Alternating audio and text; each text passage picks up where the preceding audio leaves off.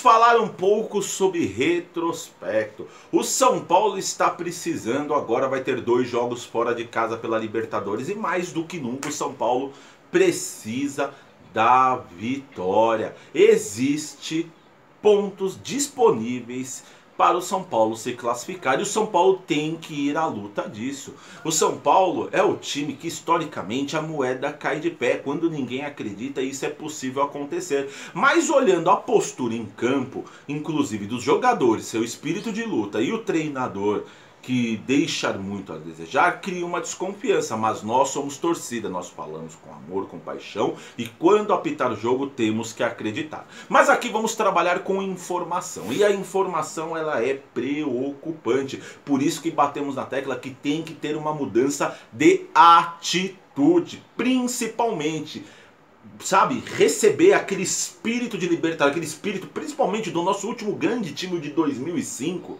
que tecnicamente os jogadores são muito aquém daqueles, mas uma coisa que aquele time tinha era uma alma, um espírito, uma entrega, é algo que esse time realmente precisa. O retrospecto é o seguinte: o São Paulo não ganha há 5 jogos fora de casa, olha, vai lá desde 2016, só vem derrota, é derrota atrás de derrota, né? E você falando assim, mas isso aí é a Libertadores, são anos passados, mas vamos falar agora que é mais recentemente Campeonato Brasileiro, o desempenho do São Paulo fora de casa. O São Paulo foi enfrentar o Vasco, perdeu.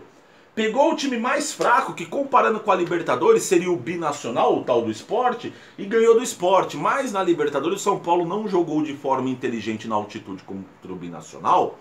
A gente viu o nosso rival aí recentemente, o Palmeiras, ganhando do Bolívar, que ele deu a bola para o adversário, explorou o contra-ataque, não fez aquela correria louca e de forma pontual foi fazendo os ataques, preservando o time naquela correria da altitude. São Paulo que vai jogar na altitude contra a LDU, e aí de forma inteligente, competitiva, ganhou do adversário. O São Paulo poderia ter feito isso contra o Binacional, inclusive mesmo jogando naquela correria, na pressão, São Paulo perdeu um caminhão de gols, gols absurdos, ridículos que o Pablo perdeu, e aí esses pontos hoje estão fazendo falta, que foi perdido contra o Binacional, né?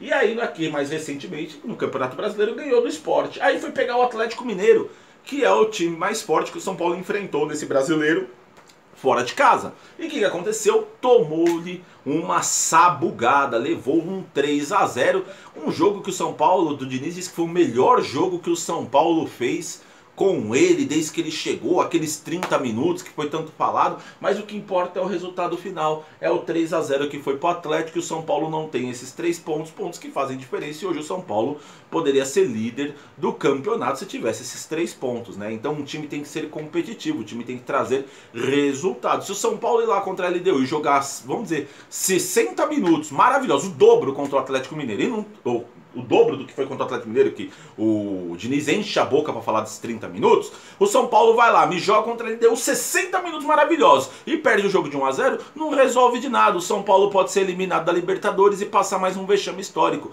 Diniz, pelo amor de Deus, precisamos ser competitivos e trazer resultado! Precisamos primeiramente de resultado, depois pensar em apresentar um futebol extremamente vistoso. E aí o outro jogo fora de casa foi contra o Santos. São Paulo tinha a vitória na mão, mas a falta de personalidade, a soberba e aquele negócio de saber administrar o resultado, e numa falha grotesca, tosca, absurda do Thiago Volpi, cedeu o empate, e aí o São Paulo ficou com 1 ponto. Aí a gente vê aí, ó, que fora de casa o São Paulo só conseguiu 4 pontos de 12 disputados. Então o retrospecto, mesmo recente, do São Paulo fora de casa é muito ruim. E a gente está trazendo um comentário aqui do Eduardo Rodrigues, algo que foi compartilhado pela Simone Tavares, mãe do Júnior Tavares, que ele fala que o Eduardo Rodrigues, né, que na beira do campo, o Fernando Diniz, com seus gritos, com seus chiliques, de vez contagiar os atletas, muitos estão se sentindo atrapalhados, né? Não estão perdendo a confiança durante a partida. Aí tem 2 pontos. Primeiramente, o Fernando Diniz, ele começou com esse comportamento, tudo isso daí, porque o São Paulo fez um negócio chamado Enfoco, que aí ele pega os melhores quando o São Paulo tem a vitória e faz uma promoção do treinador. O São Paulo, por incrível que pareça, não é o Diniz que está trabalhando para o São Paulo, é o São Paulo que está trabalhando para o Diniz e fazendo um marketing para ele miserável, assim, sabe? Querendo autopromover algo que se promove com o time tendo vitórias, né? E aí o Diniz começou a ter essa postura de correr, de xingar. Tem um vídeo que ele grita, água, água! E muitos outros, um que ele fala que rede social não faz nada pro atleta, sabe? Coisas que é jogado na internet com uma propaganda do São Paulo pro treinador, né? Então ele começou a agir dessa forma. E aí, essa questão do chilique e como ele pode estar contaminando o jogador, vai de atleta para atleta. Você tem 30 jogadores no elenco, cada um reage de uma forma. Tem aquele cara que você grita e o cara incendeia e vai para cima. E tem aquele cara que você grita e o cara fica inseguro, né? E um dos jogadores que ele grita muito na orelha e fica inseguro com o chilique dele, que fica sempre passando na frente dele, é o Igor Vinícius. Igor Vinícius dá uma ramelada absurda não chutando uma bola no gol, porque o treinador fica constantemente berrando na orelha dele, falando, não importa se errar, faz o que treinou. E o que ele treinou? O que ele treinou é passar a bola. Também acho uma desinteligência do jogador, que ele tem que ter ganância e vontade de fazer o gol. Mas esse tipo de comportamento, sim, atrapalha certos atletas. Então um treinador qualificado tem que saber quem cobrar e como cobrar. O São Paulo é um time cheio de jogadores de base, de Cotia, que subiram muito vencedores na base, mas não era a pressão num profissional, que o São Paulo vem de um jejum absurdo de falta de títulos e vexame atrás de vexame. Então é realmente muito pesado para os atletas. Então primeiramente é necessário passar confianças para eles e sim, hoje, treinamento, pré-eleção, cobrar espírito de Libertadores, espírito para jogo de brasileiro, espírito de entrega, de garra. Esse time falta alma. Um exemplo muito grande de falta de alma é o Vitor Bueno, que parece uma barata voadora, o cara totalmente sem sangue. Por que uma barata voadora? Que de repente ele sai voando, faz aquela agitação e aí você dá uma chinelada, acabou. O Vitor Bueno é assim, e ele é um cara que ilustra bem essa falta de sangue que o São Paulo tem, esse espírito que falta. Falando em espírito, eu quero que vocês confiram um vídeo agora do mito Rogério Ceni, numa pré-eleição, antes de entrar na partida, como tem que ser, como um time entra contagiado em campo, e veja que era um time do São Paulo não dos melhores, era um time que tecnicamente era muito abaixo, mas não faltava entrega em campo, porque tinha-se um líder positivo no elenco chamado Rogério Ceni, que inflamava. Tonico, solta o vídeo do papai Rogério Ceni pondo fogo no parquinho. Uma coisa, organização. Segunda coisa, espírito, vontade de ganhar a porra do jogo. Vontade de ganhar. Eu com 40 quero ganhar, você tem que ganhar também. Todo mundo lá dentro pra ganhar a porra do jogo. Firme, organizado, querendo vencer. Eu quero ganhar. Subam lá dentro querendo ganhar a porra do jogo. Com espírito, alma, todo mundo.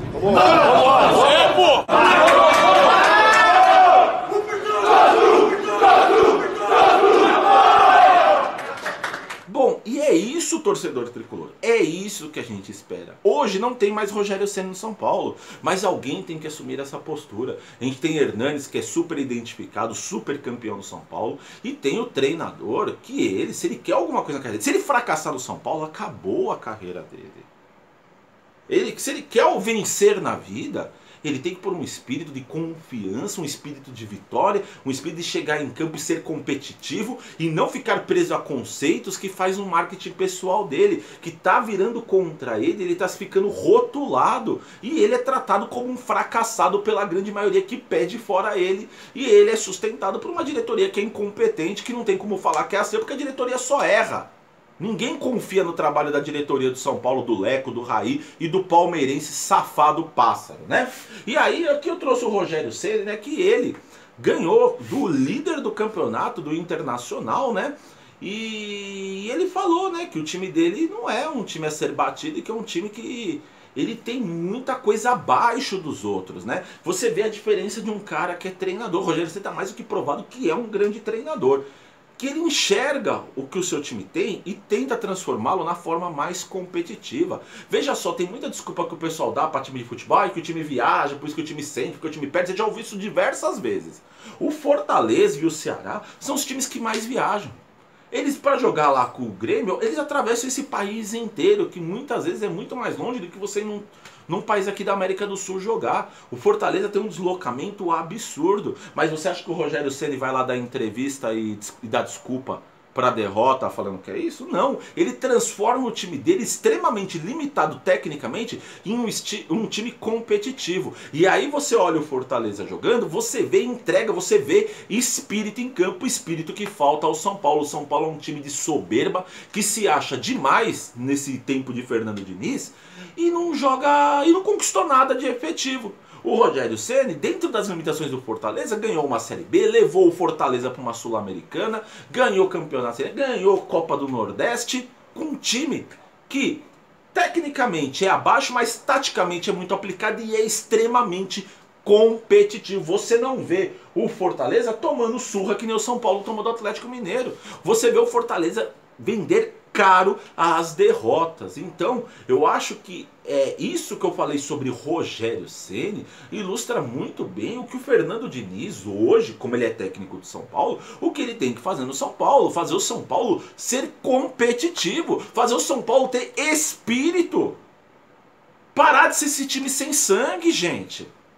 Aí você vai jogar contra todos esses números negativos. Aí você fala, mas em 2016, 2018, 2000, não era o Diniz e era a mesma coisa. Ok, mas quando você contrata um técnico novo, quem você contrata o Fernando Diniz, não é pra ele ficar e você dar a desculpa que não deu certo por causa do outro. Você contrata alguém novo pra ele mudar o cenário e fazer o time voltar a ser vencedor, voltar a ser o São Paulo que foi. Porque se for pra falar que era assim, eu volto no passado em 2005, 2007, 2008, 92, 93, 86, que o São Paulo não era nada disso que foi com os últimos técnicos, essa merda de gestão desse filho de puta do Leco.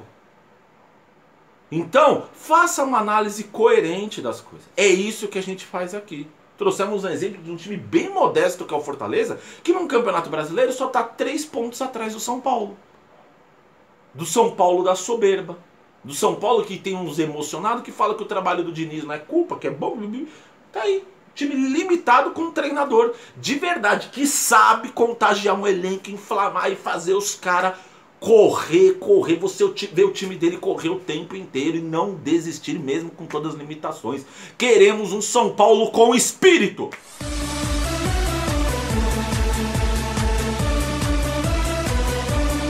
Eleições no São Paulo, torcedor tricolor esteve agitado aí.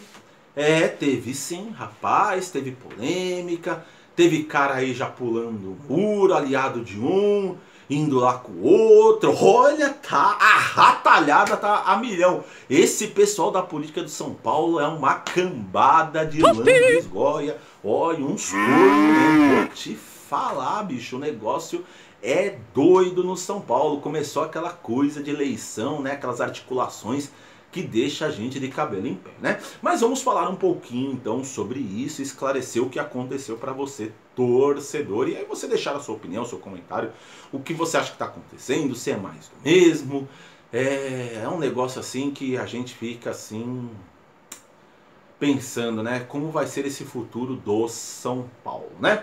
Bom, o negócio é o seguinte, o Júlio Casares, ele viu o Roberto Natel conseguir um apoio de uma pessoa na mídia aí dentro do clube que é uma pessoa forte, que é o Marco Aurélio Cunha.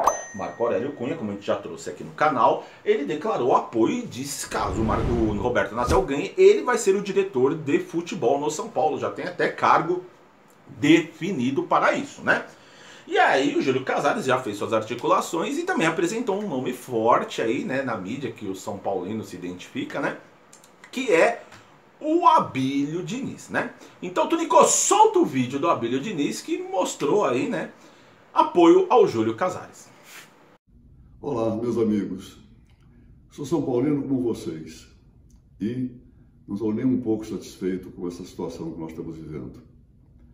Tenho saudades do tempo que nós colecionávamos vitórias, que ficávamos felizes, que ficávamos alegres de ver o nosso time jogar. Ficávamos alegres com tudo que acontecia com o nosso glorioso São Paulo. Nós estamos retornar a esse tempo. Muitos anos que nós não ganhamos nada, absolutamente nada. Esse tempo precisa voltar, nós vamos retornar a isso. Por isso eu resolvi apoiar o Júlio Casares.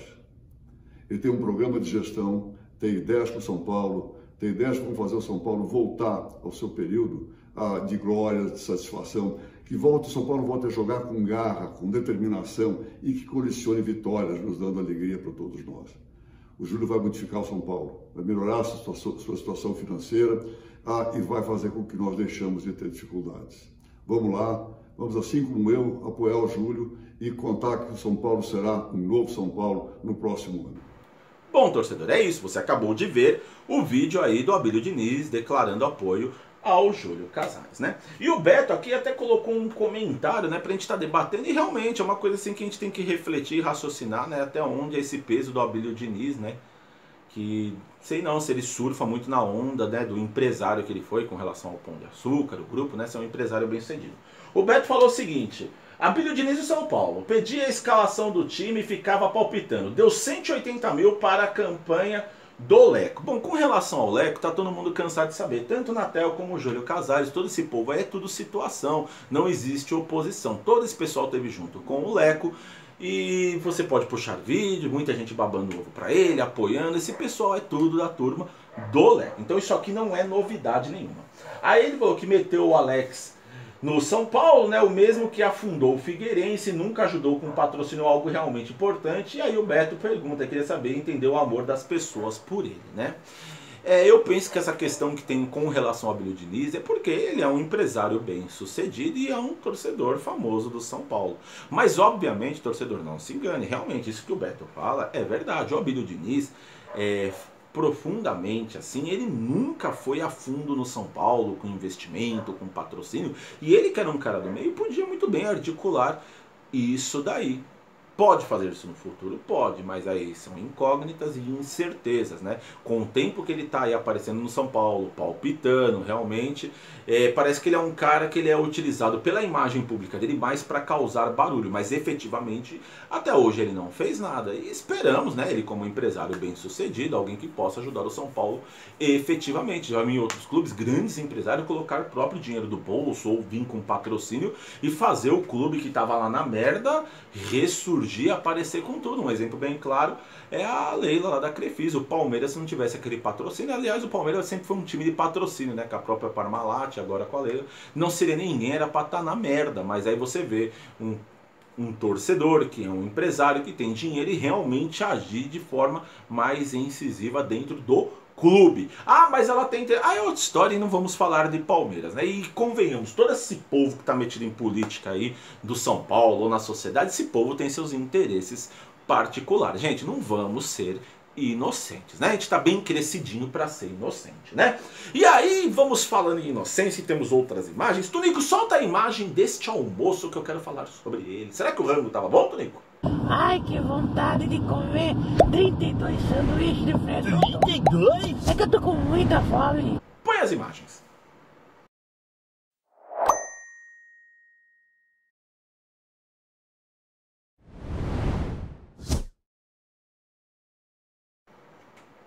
Ah, torcedor, você viu? Foi um almoço entre o Pinote. Olha só aqui o post do Pinote com o Natel, ainda falando que é meu grande amigo Vinícius Pinote. Pinote é aquele cara lá que arrumou dinheiro para comprar o Setorion, trabalhou como dirigente no São Paulo, um fiasco, né? E ele bem cotado até para ser vice do Natel e para tá ali na chapa, sabe, os dois juntinhos, ó, com camisetinha, coisa linda, não sei o que lá, foi conversar com o Júlio Casares, né? E aí a gente foi mais a fundo e verificar, e aliado, né, do Júlio Casares aí, né, acabou até comentando, falando, né, que o Pinote foi procurar ele para manter as portas abertas. Por que isso, torcedor? Porque o negócio é o seguinte, a derrota do Natel já é meio que dada como certa, né? O Júlio Casares, ele tem um apoio de 160 conselheiros contra 100 no máximo do Natel. O Natel teria que fazer uma reviravolta, e com todo o apoio de jogadores, de mídia. Olha, o Natel teria que literalmente, entre aspas, comprar o restante dos votos para conseguir mudar esse cenário, porque ele não oferece proposta, não oferece carinho, nada. Toda vez que ele apareceu para falar, foi uma vergonha, já até comentamos em outros vídeos aqui do canal. É miserável o Roberto Natel falando, é um cara que se escora no sobrenome do grandiosíssimo Laudo Natel, que foi um São Paulo que contribuiu, sim, esse Natel sim contribuiu de verdade e muito para o São Paulo, né? Mas o que me assombra é ter essas articulações, essas conversas, né? é um negócio que deixa pra gente a sensação do mais do mesmo, né? Que todo esse povo que fala de oposição, que vocês estão tudo situação, que a hora que vê que um tá perdendo, corre pro outro, sabe? É um negócio sujo, mas o São Paulo tá precisando, mais do que nunca, de profissionalismo. O São Paulo está precisando mais do que nunca, gente que ame realmente o São Paulo e queira tirar o São Paulo dessa situação. O São Paulo está precisando de gente que vem ali para fazer a diferença. E não um cara que nem, por exemplo, o Pinotti, que se alia a um e a hora que vê que o barco está afundando, ele sai correndo para o outro. É uma postura lamentável. E aí o seu Júlio Casares tem que ter a postura, né, de não aceitar esse tipo de situação e de repente oferecer carguinho e tentar continuar de repente fazer aliança só pensando no voto, né? Você começa a vender muito a alma pensando no voto e depois vão te cobrar por isso, e aí criar-se uma situação interna no clube sustentável. Você promete coisa para esses caras, para esses conselheiros, para essa ratalhada toda, meu amigo, depois você não cumprir... E aí você tem casos que nem o Leco, que cumpre, que dá cala a boca em todo mundo e deixa um presidente fracassado, cheio de inúmeras situações aí nebulosas, e no cargo até o final do mandato e não tem nenhuma cobrança específica. Então Júlio Casares, Roberto Natan, mas principalmente Júlio Casares, que é o cara que, mano, é praticamente impossível ele perder essa eleição. Meu amigo, faça uma política diferente. Pegue as pessoas que vão trabalhar com você, define o seu plano, traz Muricy Ramalho, tá? Terminou aí, traz Rogério Ceni. Vamos fazer um São Paulo com quem realmente ama o São Paulo, com profissionalismo, com menos blá blá blá e mais eficiência e menos politicagem. Já é bizonho o que aconteceu aí com essas eleições do cara da sauna, da pista de skate, do biribol, do boxe.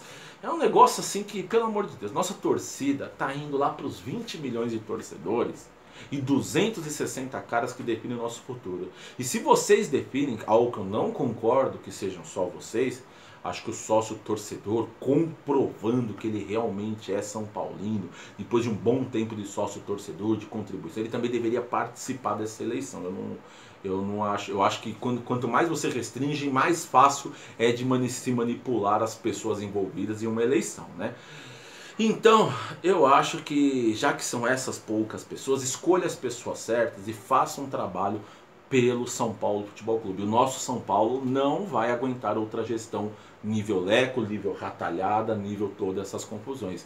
A próxima gestão tem que ser uma gestão revolucionária e virar o disco. Esperamos chegar a 800 milhões de dívidas. Já vimos um time que nem o Cruzeiro, quando faz tudo, muito do mesmo, como fez, aonde ele vai parar. Tá agora até com dificuldade para sair da Série B. Talvez nem saia, talvez amargue até uma Série C. O São Paulo não merece isso. O seu Laudo Natel, que idealizou o Morumbi, entre outros tantos grandes São Paulinos, jogadores, Mestre Tele Santana, Rogério Ceni, pessoas que realmente escreveram a história de São Paulo, Muricy Ramalho, esses caras, nós torcedores, não merecemos passar por isso. E infelizmente estamos na mão de pessoas como vocês que fazem essas situações aí totalmente constrangedoras, toscas e que vão, por incrível que pareça, a mídia.